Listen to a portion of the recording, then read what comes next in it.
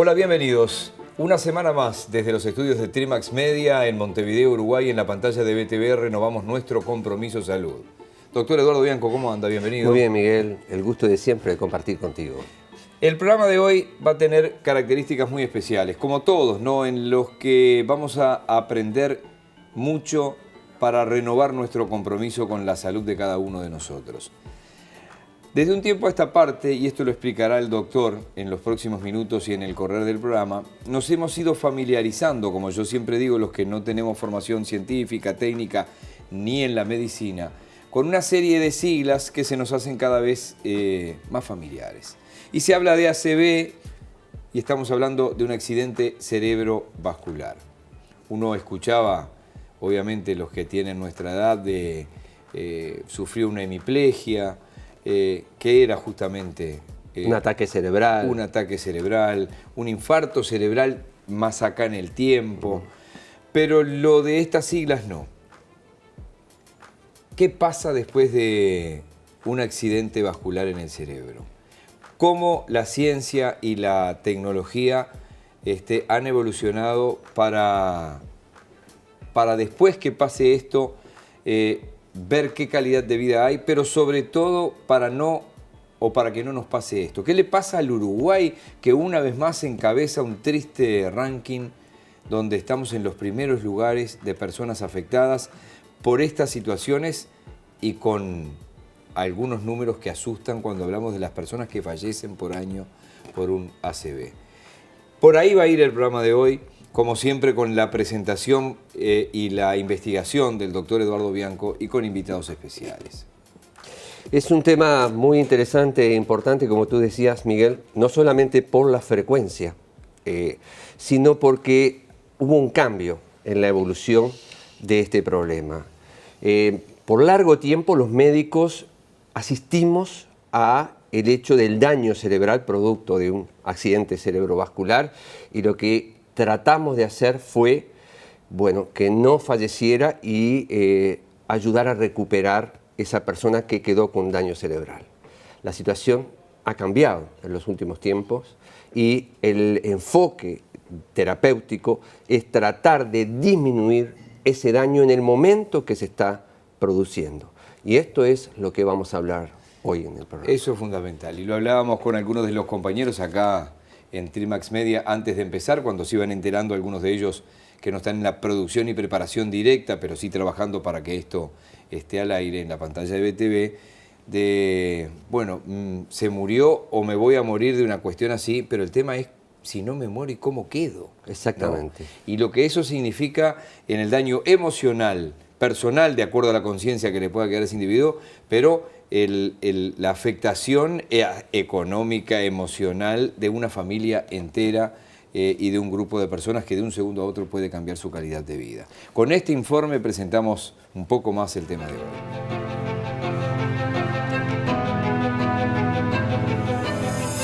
Un ataque cerebrovascular ocurre cuando se bloquea el flujo de sangre en las arterias que nutren el cerebro o por un sangrado en el interior del cerebro o en las membranas que lo rodean. El cerebro controla todo lo que hacemos, hablar, caminar y respirar. Si debido a un ataque cerebral, un área localizada del cerebro no recibe la necesaria cantidad de sangre y oxígeno, la parte del cuerpo controlada por esa área podría verse afectada. En el año 2011, 2.740 personas murieron por dicha causa en Uruguay. Según la Comisión Honoraria para la Salud Cardiovascular, lo sufren más las mujeres que los hombres.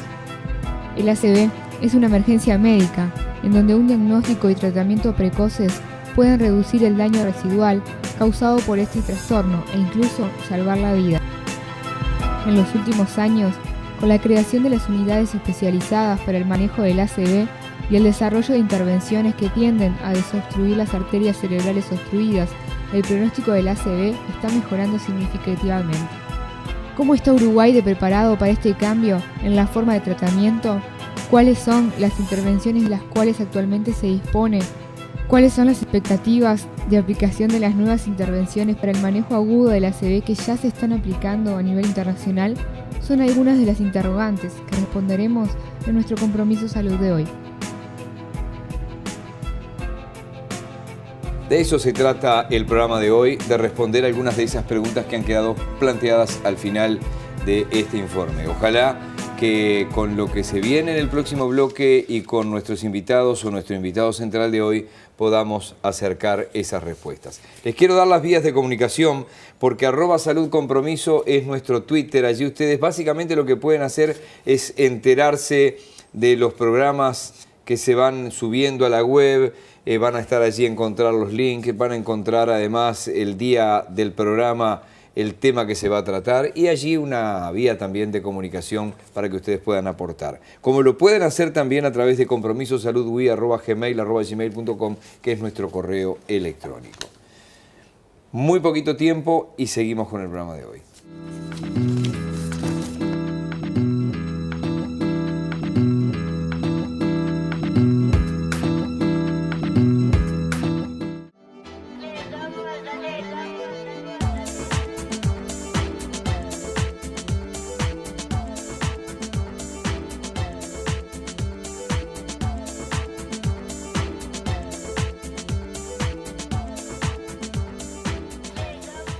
Afiliate a Grenca. Grenca es la salud a tu alcance. 0800 81 89. Allí es la línea gratuita desde cualquier punto para que ustedes puedan consultar. Grenca, la salud a tu alcance.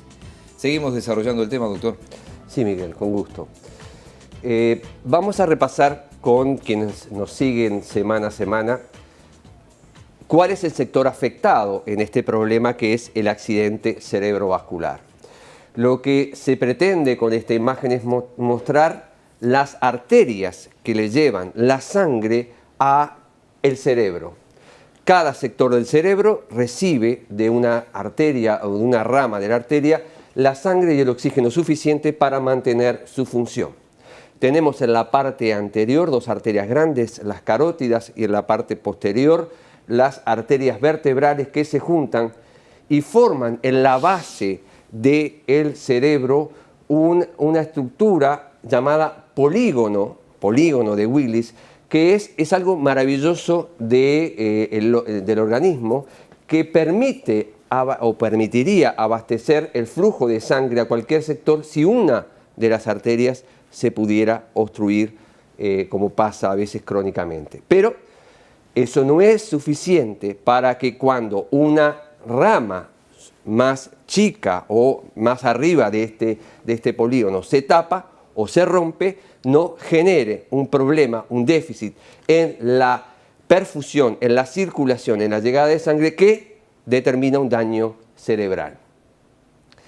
Ese daño neurológico resultante de una súbita alteración de la llegada de sangre a un sector del cerebro es el ACV o accidente cerebrovascular. Y las dos causas principales de accidente cerebrovascular son el déficit de llegada de sangre o accidente isquémico, que es la enorme mayoría, 80-85%, o el hemorrágico, donde sale sangre de un vaso, se rompe el vaso y pasa sangre y se forma un coágulo en la masa cerebral y afecta el funcionamiento también de ese cerebro. Nos vamos a enfocar fundamentalmente hoy en un tipo de accidente vascular, el más frecuente, el isquémico.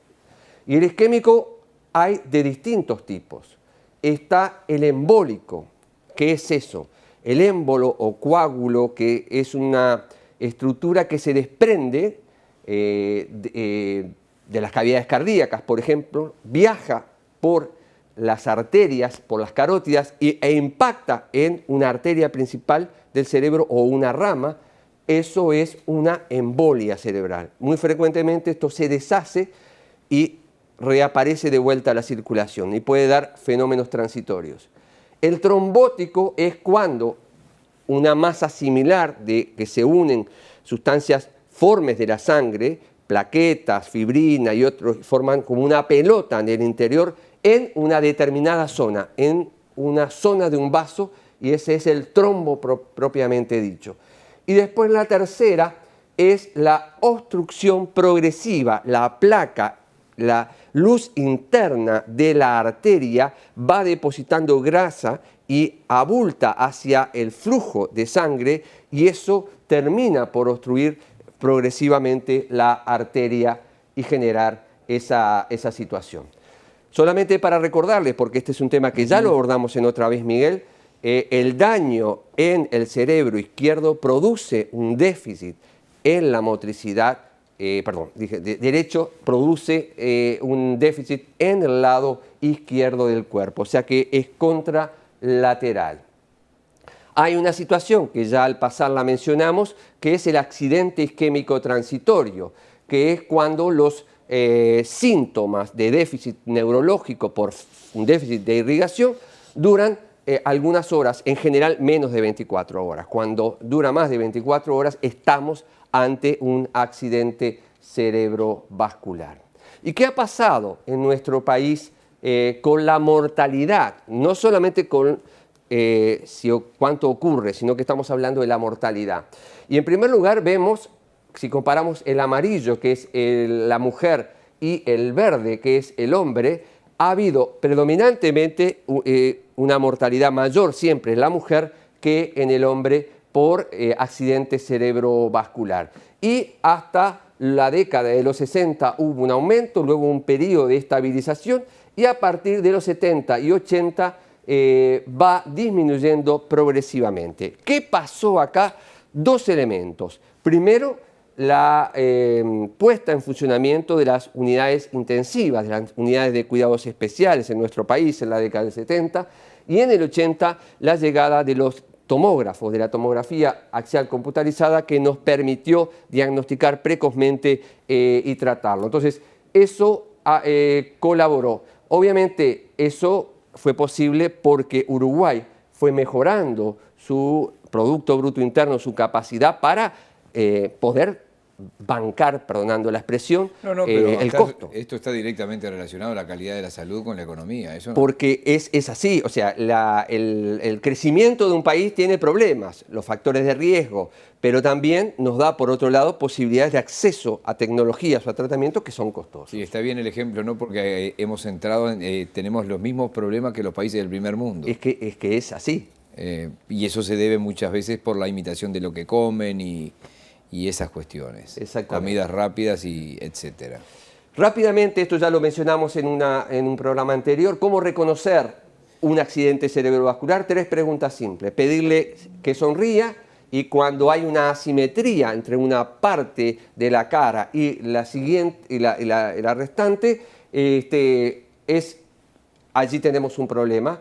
Pedirle que levante los brazos y uno puede observar que levanta los brazos pero con un nivel diferente. Y la tercera es hacerle mencionar o repetir una frase simple y vemos que tiene dificultad en la expresión de la palabra. Si alguna de estas 3 cosas está ocurriendo, eso puede ser un síntoma de un accidente cerebrovascular. El diagnóstico fundamentalmente hoy es la tomografía axial computarizada, pero también tenemos la resonancia nuclear. Acá simplemente esta imagen más densa, esa blanca, es la hemorragia cerebral, la sangre derramada que ha sustituido gran parte del cerebro, y esta zona que es más oscura, es menos densa, como llaman los que saben, es un infarto extenso en el cerebro. También acá está el tema de la economía, que hay determinados puntos del país que no tienen un tomógrafo cerca. Exactamente, hay que trasladarlo a los lugares donde hemos venido mejorando. No tenga duda. Hemos venido Hubo un momento que creo que había 6 tomógrafos y estaban todos en 10 cuadras a la redonda. Exactamente. Literalmente así, ¿no? Y en esto, y yendo ya a enfocarnos en el programa del día de hoy, como en la televisión, el tiempo es oro, esto es el tiempo es cerebro. El tiempo es tirano. No se dijo nunca, no se dijo nunca eso. Buena frase, vamos a tomarla en cuenta. Pero aquí el tiempo es cerebro. Cuanto más se demore en desobstruir la arteria que está tapada, mayor es el daño que tendrá esa persona. Entonces, desde que la persona presenta síntomas, consulta, puede ser en un ambiente extrahospitalario, es llevado hasta el hospital, es asistido en el servicio de emergencia y hoy, y esto es algo que hablamos ya en nuestro país, comienzan a verse las primeras unidades especializadas en accidente cerebrovascular con personal idóneo, no solamente enfermería, sino médicos, neurocirujanos, que están dando el tratamiento adecuado. Esto es lo que nos va a permitir avanzar en el día de hoy. Y los tratamientos de los cuales vamos a hablar hoy requieren ceñirse a protocolos estrictos. Sirven para destapar y darle chance a una persona que está sufriendo un accidente vascular en las primeras horas de no tener el daño que podría tener si continúa la evolución natural. Sin atención, ¿no? Ahí exactamente, pero eso requiere que uno se ciña a una evaluación muy precisa en pretratamiento, que lo vamos a valorar con quienes nos van a visitar, y allí, para ir ya definiendo los tratamientos que vamos a hablar, hay dos tipos principales de tratamiento: los que disuelven el coágulo y los que extraen el coágulo. Los primeros, que se llaman trombolíticos, lisis es disolución del trombo, se pueden aplicar por vía intravenosa y hay que darlo lo antes posible, idealmente en menos de una hora, pero se puede dar hasta 4.5 horas, o se puede dar intraarterial, colocarse dentro de la arteria y administrarlo, da un plazo mayor, 6 horas, o hacer la extracción mediante un mecanismo que vamos a explicar de ese coágulo que está adentro de la arteria. Eso es lo que vamos a explicar en el día de hoy. Esto simplemente para la avant-première. Sí, sí, pero... Estos son algunos de los dispositivos que se utilizan para enganchar ese coágulo y extraerlo. Estos son algunos nada más. Increíble. Parece de ficción, pero es así. Y esto es una imagen que luego vamos a verla bien. Porque estamos hablando de una arteria que ¿cuánto? Estamos hablando de una arteria con calibres muy pequeños. Esto es, digamos, esta es la arteria, en este punto está obstruida, esta es la misma arteria con un enfoque diferente. Y esto después de que se desobstruyó. Cómo aparece el árbol arterial que se podía vislumbrar, acá hay que acercarse mucho, pero una vez destapado, extraído el coágulo, sí, reaparece la vuelve la circulación. irrigación increíble, ¿no? Son cosas que ya algo de esto lo hemos visto en cardiología, se viene haciendo ya hace un par de décadas, pero en neurología no había avanzado de esta manera. Bien, y será un buen momento entonces para avanzar en conocer justamente estas nuevas tecnologías al servicio de la ciencia médica. Otra pausa y venimos con nuestros bloques centrales.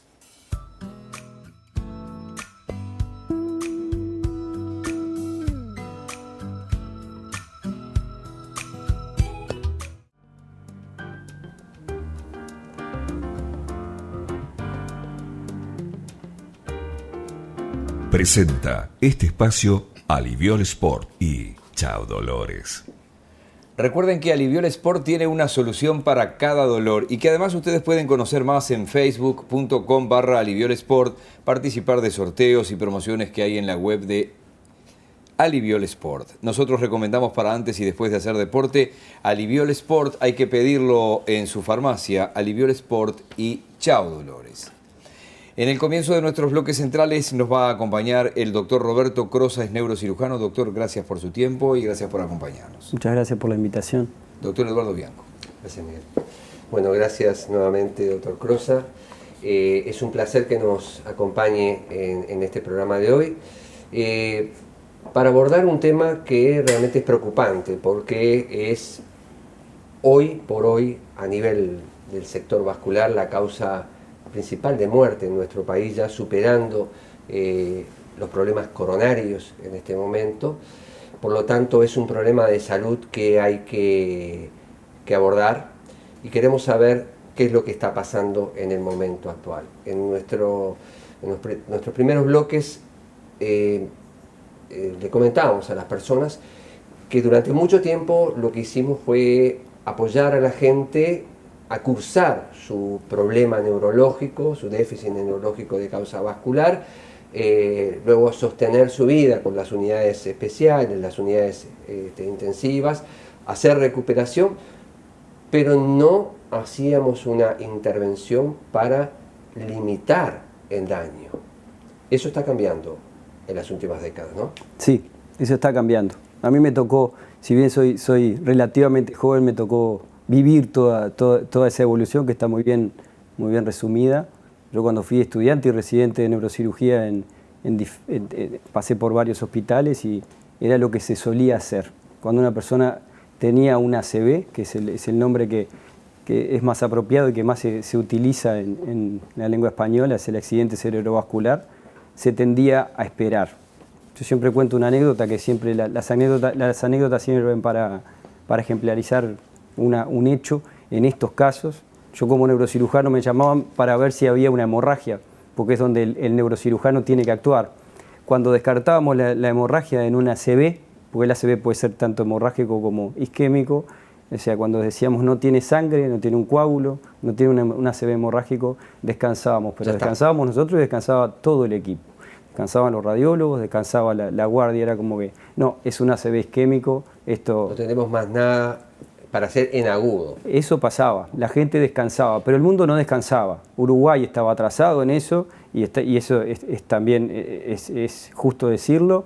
En el resto del mundo ya habían pruebas, habían estudios randomizados de primer orden que evidenciaban que las unidades de stroke, como se llaman en inglés, que es un sinónimo del ACV, unidades de ACV, ya funcionaban y ya había evidencia científica de primer orden que demostraba que el uso de los fibrinolíticos, que es la droga que se encarga de romper el coágulo, que se hace por vía endovenosa, que tiene una ventana para hacerla, no se puede hacer en cualquier momento, se debe hacer al inicio, se tiene hasta 3 horas o hasta 4 horas y media para poder hacerlas, con un nivel de exclusión bastante alto. Eso servía, eso salvaba vidas, pero nosotros empezamos tarde a hacerlo. Por suerte empezaron. Yo no empecé, empezó Seguro. Nuestra medicina.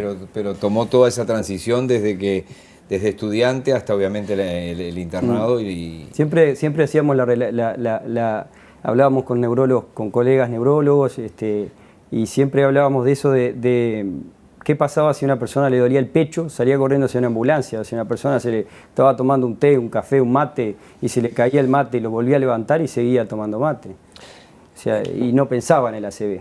O sea, hay un déficit educacional, no solamente lo había a nivel de la educación médica, sino también la población. A nivel de la población, que es quizá más importante. Hay un ejemplo, el doctor Fernández Galeano, que fue subsecretario de Salud Pública, tuvo una situación leve, felizmente, y él mismo se autointernó, estaba en Piriápolis, se hizo trasladar en forma urgente, se autodiagnosticó, se dio cuenta de eso justamente, que el doctor lo explicó muy bien y lo vamos a seguir explicando, cuáles pueden ser los síntomas que indican, acá puedo estar en un problema así.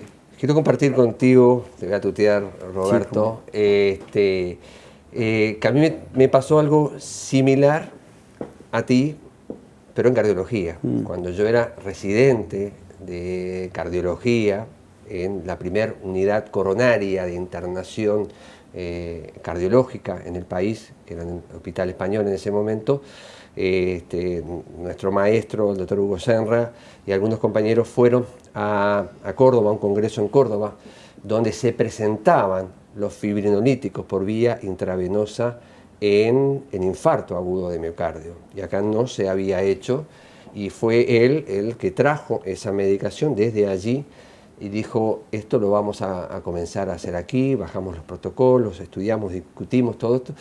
Y es yo veo el mismo proceso, porque estoy hablando de comienzo de los 80, durante un largo tiempo aprendimos a utilizar, incluso hubo resistencia al principio, no fue fácil, pero se logró, y eso hoy nadie lo discute, y de hecho fue la práctica común durante tiempo, hasta que llegó otra etapa, que fue la de la intervención a través de endovascular, o sea, colocarse dentro de la arteria e ir a destapar la arteria con procedimientos, que creo que algo similar ha ocurrido en neurología. Hacia eso vamos. Sí, evidentemente ha sido así. Es muy difícil, creo que en todas las cosas en Uruguay es muy difícil provocar cambios, inclusive con evidencia, es difícil provocar esos cambios, pero estamos trabajando para eso. ¿Por qué pasan esas cosas, ya que tengo 2 generaciones de médicos acá? Y no es fácil... Porque acaban de decir, aún con la evidencia Claro, científica, claro. aún con los países centrales generando literatura que avala, obviamente... Pero recuerda que hacer o no hacer siempre tiene sus riesgos No, en obviamente. medicina, y cuando tú tienes, y esa es mi opinión, ¿no? Un tratamiento o algo instituido, a veces cambiar cualquier cosa, una práctica no es sencilla. Pero bueno, ahí están el tema de los pioneros, ahí está el tema de demostrar que eso es efectivo, que se puede hacer aquí, que no es simplemente producto de una investigación en Italia o en Estados Unidos o en el Reino Unido, sino que en un país como el nuestro se puede aplicar si se hacen las cosas correctamente. Y creo que se ha pasado en los últimos años en este proceso con los fibrinolíticos. ¿Nos podrías explicar un poquito más sobre el tema de las unidades de ACV y si se está haciendo y cuándo se empezó a hacer la terapia fibrinolítica o trombolítica en nuestro país? Sí, primero voy a dar mi opinión con respecto a eso. Es complicado hablar de ese tema, es un tema que se discute mucho entre médicos, y yo creo que hay un cambio en la concepción a nivel mundial con respecto a por qué ahora se aceptan más rápido los cambios, porque esto pasó no solamente en Uruguay, pasó también en Europa, pasó en Estados Unidos. En Estados Unidos está muy bien regulado eso, pero yo creo que una de las cosas que ha aportado a esos cambios es que se ha entendido que no necesariamente una persona con 80 años, un médico con 80 años, es un médico que sabe, es un médico que sabe más. O sea, hoy en día, y eso asistimos a eso en casi todos los órdenes de la vida, yo creo que vemos personas cada vez más jóvenes ocupando puestos y lugares con toda la fuerza y la polenta que significa tener 30, 40 años, que hace muchos años era muy difícil. Y a veces a nosotros y a mí me ha resultado difícil convencer gente que tiene 30 años más que yo, haciendo lo que está haciendo hace 30 años, y yo quizá por haber ido, o colegas míos por haber ido a la especialización, claro, o haber ido a formarse en algún lugar específico y traer una información tecnológica. Yo creo que eso ha costado, cuesta, y no creo que sea solamente un patrimonio de la medicina. Creo obviamente que no. Estoy de acuerdo contigo. Además los saltos han sido tremendos, lo hablamos un programa tras otro, ¿no? Y con respecto a lo que decía el doctor, de aquello del diagnóstico, llegué al diagnóstico y me quedo de brazos cruzados a este presente. Y bueno, yo creo que cambió hay un cambio de concepto, yo creo que comienza, no me quiero equivocar porque eso corresponde más bien a la neurología, no a la neurocirugía. Hay un cambio de concepto con el uso de los fibrinolíticos a partir del 2008. ¿Ah? El primer paciente, si mal no recuerdo, se trató en el 2010. El primer estudio... Aquí en Uruguay. Pero el primer estudio que se publicó, que se llamó estudio NINS, ¿ah? Fue un estudio norteamericano que evidenció la eficacia del RTPA, que es el nombre del fibrinolítico, fue del año 1995. O sea que seguramente algunos de los residentes de neurología que hoy aplican el RTPA en ese momento estaban en el liceo, cuando ya había evidencia científica. Entonces, empezamos tarde. Por suerte empezamos. Hay que ver, podemos ver las dos cosas, la mitad del vaso. Y en el tema neurocirugía, lo que él decía, su paralelismo con el área cardíaca, es decir, llegar al coágulo. Bueno, eso ¿En qué etapa estamos en el Uruguay? Estamos en las gateras, como se dice ¿Pero se está haciendo? Se está intentando hacer ahora. Ahora tenemos todo para hacerlo, pero ahí tenemos otros inconvenientes, que es la parte tecnológica, que quizá hablamos de ese tema. Eso depende de ustedes. Sí, obviamente. En el 2010 se empezó a hacer, se empezó a organizar, y los resultados que han tenido en el Hospital de Clínicas y en el Hospital Maciel, tanto la parte de emergencia, la medicina interna y la neurología, han sido muy buenos. Han sido muy buenos en la parte de la promoción, han sido muy buenos los resultados, porque empezaron a hacer algo que se sabía que tenía buenos resultados, y ahora están viendo los frutos de esos resultados. Eso es muy bueno. El problema que tienen los fibrinolíticos es que se pueden aplicar hasta las 4 horas y media de comenzados los síntomas. Ese es un problema, porque tengo que saber cuándo empezaron los síntomas. Si una persona no sabe cuándo empezaron, por ejemplo, se despertó con una ACV, seguro, no se sabe. Y ese era una cosa negra en el cual no se podía actuar. Entonces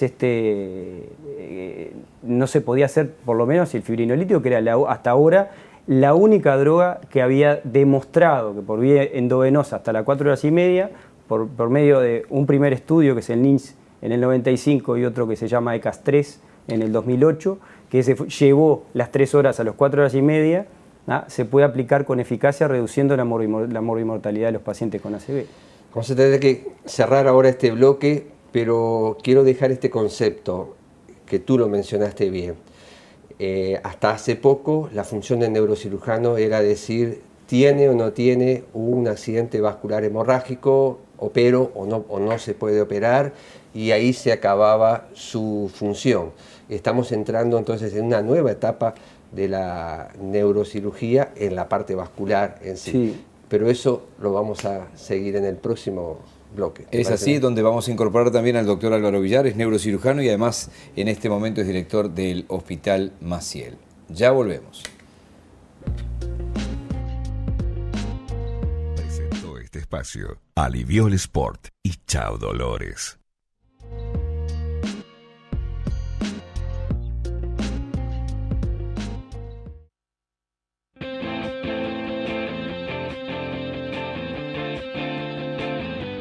Presenta Óptica Ariel, 18 de julio 1385, frente a la Intendencia. Llegamos al último bloque e incorporamos al doctor Álvaro Villar, que es además también neurocirujano y director en este momento del Hospital Maciel. Doctor, gracias por estar acá. Muchas gracias a ustedes. Y le hemos pedido obviamente al doctor Crosa que nos acompañe también en estos minutos finales. Doctor Bianco. Bienvenido, Álvaro. Muchas gracias. Fue un gusto visitarte en el Maciel cuando hicimos el programa. Y bueno, otro gusto tenerte aquí. Un gusto para nosotros y el apoyo nos has dado en todo el trabajo de tabaquismo, contra el tabaquismo en el hospital, que fue muy bueno. Placer. Pero bueno, nos convoca un tema que tú eres experto como neurocirujano y es algo que bueno, nos entusiasma. Venimos hablando con el doctor Crosa, el cambio que ha habido y que bueno, tenemos una situación que estamos interviniendo en ese paciente con accidente vascular. Los trombolíticos son buenos cuando están indicados, pero tienen una limitación importante. Sí, los últimos estudios han demostrado que existen medios a través de viajando por dentro del árbol vascular para llegar y poder retirar los trombos que están tapando o están dificultando la circulación, el aporte de sangre al cerebro. Entonces, eso obliga a hacer toda una puesta al día del tema que implica inversiones en equipos, implica un trabajo muy importante en la creación de recursos humanos calificados. El doctor Crosa es uno de los pocos casos que tenemos en el país entrenados lo suficientemente como para poder actuar en estos casos y la idea es incorporar gente joven porque si no quedamos atrás de una técnica que hoy está disponible a nivel mundial, ¿no? ¿Y hay predisposición, es decir, en los médicos recién recibidos que tienen esta orientación? Sí, es un problema en el mundo actual porque tenés que lograr, es una formación que exige mucho tiempo, exige viajar, eso exige mismo, parte fuera del país además, ¿no? Hacerse, exactamente, y tiene que ser una formación continua porque los conocimientos en esto cambian de 2 años en 2 años y además implica que tomemos decisiones que son al parecer menores, pero a veces son mucho más difíciles que el desarrollo de un medicamento nuevo y es decisiones que son de organización social. Por ejemplo, aceptar que tienen que haber pocos centros que hagan esto, que no puede hacerse en todos, que tienen que derivarse pacientes. ¿Públicos y privados? Públicos y privados. Justamente Crosa hacía referencia al intento que se está haciendo de trabajar en conjunto entre el sector privado y el público para no malgastar equipos, no malgastar personal humano y trabajar juntos, ¿no? Además es una cosa clara, es decir, cuanto más casos hace una persona y más experiencia agarra, más habilidad tiene. Sí, obviamente. Si tú haces 2 por año, aunque lo sepas hacer, no tienes lo mismo que si hace uno. No, la experiencia acumulada es Exactamente, obvio, ¿no? eso es una- ¿Y el esfuerzo de especialización es exclusivamente personal o hay algún programa oficial que responda? Y son preguntas que pueden ser incómodas, obviamente, porque dices, justo vengo yo a dar la cara a decir que habría que haber más inversión y más atención en esto. Pero bueno... Reafirmo eso último. Debería haber más inversión en eso. En mi caso personal ha sido gran parte en el extranjero, no hay otra posibilidad. De hecho, no se enseña en la Universidad de la República. O sea, la neurocirugía endovascular o neuroradiología intervencionista. Esto se puede hacer viniendo de la neurocirugía, viniendo de la radiología, se puede aprender, pero generalmente somos personas que terminamos una carrera larga, o sea, la neurocirugía es una de las más largas especializaciones que hay, y a la misma vez o a posteriori tenemos que seguir formándonos y bueno, hay que rebuscarse. Y de algo hay que vivir, ¿no? Porque mientras uno se especializa... ¿Y quién financia un estudio así, por ejemplo, como tu caso? Esos estudios los he financiado con trabajo. Uno mismo. Venía para Uruguay y trabajando.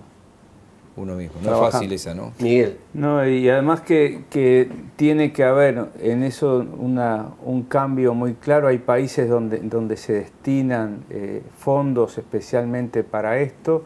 Es el caso de Brasil. En Argentina el FLENI, que es una de las instituciones que en esto ha dado pasos más importantes. Su director dice que los secretos son 2. Uno es dedicación completa y el otro, es decir, que el que trabaja ahí, trabaje solamente ahí. Y la segunda cosa es que la institución aporte fondos para la formación continua de sus profesionales, ¿no? Cosa que nosotros ninguna de las dos cosas las hacemos en nuestro medio, ¿no? Doctor. No, me gustaría ir poniendo de fondo los videos para ya mostrarle a la gente en cierta medida cómo se hace, dónde se hace, qué tipo de instrumental, de soporte. Si puedes, no sé, Roberto, sí, también. Voy a contar otra anécdota más. Sí, adelante. Es la primera vez en mi vida que me toca ver a uno. Nosotros organizamos un congreso en conjunto con el Hospital Maciel y Médica Uruguaya. Se unieron para hacer un curso que se llamó Primer Curso de Actualización en ACV Isquémico, y se trajeron, por lo menos lo que nosotros interpretamos como las figuras más relevantes en el tema en ACV a nivel mundial. Uno de los más importantes, que es referente mundial, cuando le planteamos este equipo, que es lo que estamos mirando ahora, que es la nueva adquisición, es el aparato, el equipo que necesitamos, que es el angiógrafo de última generación, que nosotros ahora tenemos. Esto es en vivo, esto está haciendo, es una reconstrucción, pero del mismo equipo que está ahí en Médica Esto es Uruguaya. lo que se ve en el equipo. Esto es lo que tenemos en el equipo, fue grabado ayer. No hay necesidad de explicar mucho en esto. Pero explícalo porque las personas... Ahí se vio perfectamente la capacidad de ver imágenes en 3 dimensiones, de pasar de la estructura ósea por tomografía hacia lo que es una reconstrucción 3D. Ahí estamos navegando por dentro de los vasos, lo que mostramos recién. Se simuló la puesta de un stent, como se vio recién. Ahora se superpone la parte arterial a una tomografía con referencia ósea. Ahí se ve la tomografía, pero hecha por el mismo angiógrafo. Este angiógrafo es un angiógrafo que no irradia prácticamente, que es uno de los problemas de todo lo que utiliza radiación, ¿no? Ahí se ve cómo se superponen las cosas, ¿no? Para tener referencias anatómicas. Este es su paciente, que ese es el árbol arterial, esa es la carótida del lado derecho, tiene un aneurisma, como se ve, bueno, por lo menos esa yo dilatación. lo veo, esa dilatación que se ve ahí. Se puede hacer muchas cosas, inclusive que no se pudieron, no daría el tiempo para mostrarlo. Es un estudio que puede ver perfusión cerebral. Tiene mucho software para ACV isquémico. Y como lo ven ahí, se puede volver a reconstruir y terminar hasta con la cara del paciente, que no se va a revelar, pero se va a dejar la piel solamente. Eso que se ve tan grande en pantalla es extremadamente pequeño. Ese globito que es el que uno quiere llegar, tiene pocos milímetros, es decir, es menor de 1 centímetro. Es como ir a buscar adentro de la cabeza una semilla de naranja cuando es grande, sí, a veces, o menos, ¿no? Es lo que me decías tú, es Miguel. la Yo mitad lo decía de- al principio, porque ¿sabes? Cuando se habla de un cateterismo está todo bárbaro, pero no es una manguera de regar en el patio. Exacto. Este Y hay que equipo- pensar más, perdón, Roberto, No, no sé. que estás introduciendo un alambre ahí adentro. Finito, ¿Y tengo con que un pensar en material serio en eso o no? especial. Tengo que pensar en serio, no, menos mal que existen ustedes. Bueno, lo sensacional es que se haya logrado crear materiales que permitan hacer esto, pero además el técnico siempre tiene que ver mucho más de lo que necesita específicamente para hacer lo que está haciendo. Es decir, que haya un exceso de información es importante. Es increíble, para esto que no acabamos haya de ver desviación me sorprende ninguna, ¿no? realmente. ¿Por dónde se accede, doctor Cruz? Generalmente se accede de la misma forma que se accede... Creo que están en el otro Sí. video. Si podemos pasar el otro video, creo que La, podemos la- ver. la anécdota, quería Sí, sí, culminar perdón. con esa Sigue con la anécdota. anécdota y después- Este paciente. No, el profesor Víctor Méndez Pereira, que fue uno de los invitados, que es el jefe de neurocirugía vascular de la Universidad de Toronto. Le hicimos una pregunta en el curso ese, que vinieron referentes brasileños, argentinos, vino él y otras personas más, y yo le hago una pregunta con respecto a si puedo utilizar esto como tomografía para evitar llevar al paciente al tomógrafo para perder tiempo.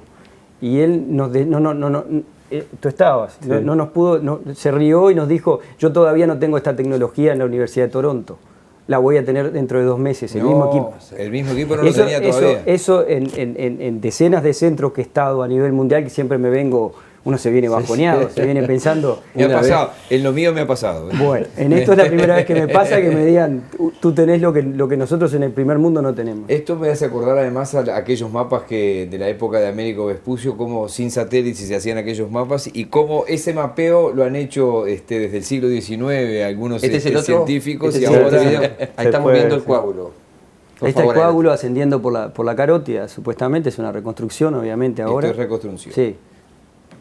Ahí tenemos que verla, imaginarnos que aquello, es un caso típico, que si aquello que se vaya en aquella punta sea la carótida, y esta es la arteria principal del cerebro, que se llama arteria silviana o arteria cerebral media. Lo que se hace es pasar un alambre que es milimétrico, es un alambre muy pequeño, más pequeño que un cabello, y se atraviesa el trombo con un catéter, se retira la guía, la microguía, esto es todo micro, ¿ah? El trombo está ahí, es eso que se ve perfectamente ahí.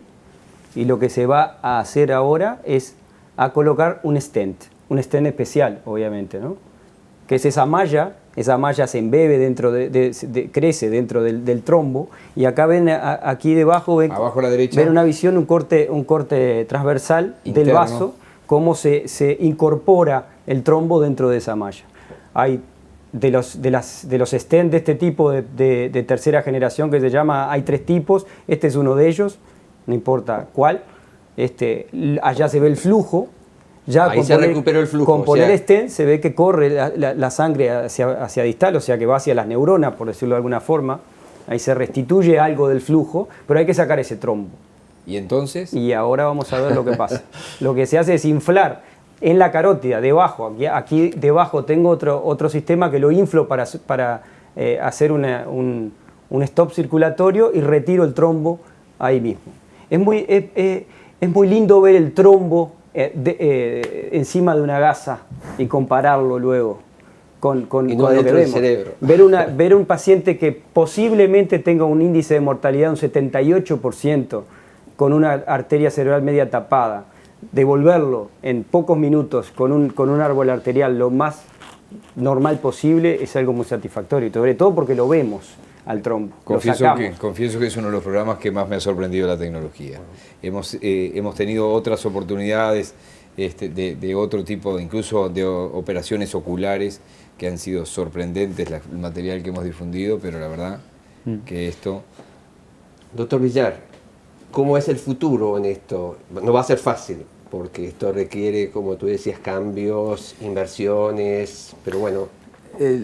Justamente yo le hacía referencia hoy a lo que nos ha pasado con el tabaco, y es un terreno en donde los conocimientos están hace años, se sabe que hay algo que no se debe hacer, hay cosas que se deben hacer, y cómo cuesta todo lo que es organización social. En esto hay que cambiar empezar cambiando el conocimiento ciudadano con respecto a cuándo correr, es decir, saber que así como aprendimos a correr en caso de que una persona le doliera el brazo izquierdo y le doliera el pecho, cuando aparecen problemas de tensión brusca del lenguaje, una persona no puede hablar o que no puede mover una parte del cuerpo, debe dirigirse lo antes posible a una emergencia y ahí, o ya sea llamar a una emergencia móvil o dirigirse a una emergencia en un hospital para que especialistas determinen si está sufriendo o no un accidente vascular, y tenemos muy poco tiempo para actuar, incluso con esta tecnología. Entonces tiene que haber una excelente organización para que esas cosas se den, y eso es un debe que nos va a llevar unos cuantos años poderlo concretar. Por más que la intención del Hospital Maciel es ya tener el angiógrafo funcionando a fin de año, ya está este otro funcionando en la Médica Uruguaya, ajustar todo el dispositivo como para que los pacientes lleguen a tiempo es mucho más difícil que comprar un aparato, ¿no? Les agradecemos por hoy. Va a quedar la puerta abierta porque hay mucho para hablar. No hablamos de los hemorrágicos. No, también, obviamente. No, por eso vamos a abusar del tiempo de ustedes para que vuelvan en... Qué paradoja, ¿no? Y de esto no quiero respuesta, ¿no? Porque el doctor Villar me dice, primera cosa, dedicación total, ¿no? Y entonces el país decide que el doctor Villar tiene que ser el director del Hospital Maciel, cuando capaz que lo precisamos a full con lo otro que está haciendo, ¿no? Y es obviamente que hay una serie de compromisos personales en lo que no es necesario entrar, obviamente, en el lugar que él ocupa hoy como profesional. Por eso yo dije, en este momento, hice 2 veces subrayé, neurocirujano y en este momento director del Hospital Maciel. Gracias a los dos. Ojalá que en tu caso personal puedas seguir especializando, que tengas la posibilidad económica suficiente como para estar actualizado todo el tiempo y que obviamente que se pueda ver en el resto de los profesionales que en esto de la tecnología o me actualizo o en su defecto me actualizo. Digo, son las 2 chances que hay. Muchísimas gracias a los dos. Muchas gracias y estoy seguro que esto va a andar en el tiempo justo. Nos ha pasado, para que no se sientan solos, a él también y a mí también, de venir muy bajoñado de lo que hay, ¿no? De repente, desde subirnos a un tren y andar a 500 kilómetros por hora en Shanghái a lo más elemental. Pero bueno, esto nos sorprende favorablemente de que vamos en el camino adecuado. Muchísimas gracias. Las vías de comunicación, compromisosaludwi@gmail.com.uy para compartir lo que quieran. A veces un comentario de ustedes, lo digo siempre, es un programa entero. @saludcompromiso nuestro Twitter para enterarse de el link de este programa que después de emitirse en la pantalla de BTV va a estar disponible en YouTube. Gracias, doctor Eduardo Bianco. Hasta la próxima. Si no le molesta, lo espero la semana que viene. Voy a pensar. Y a ustedes también, que pasen bien.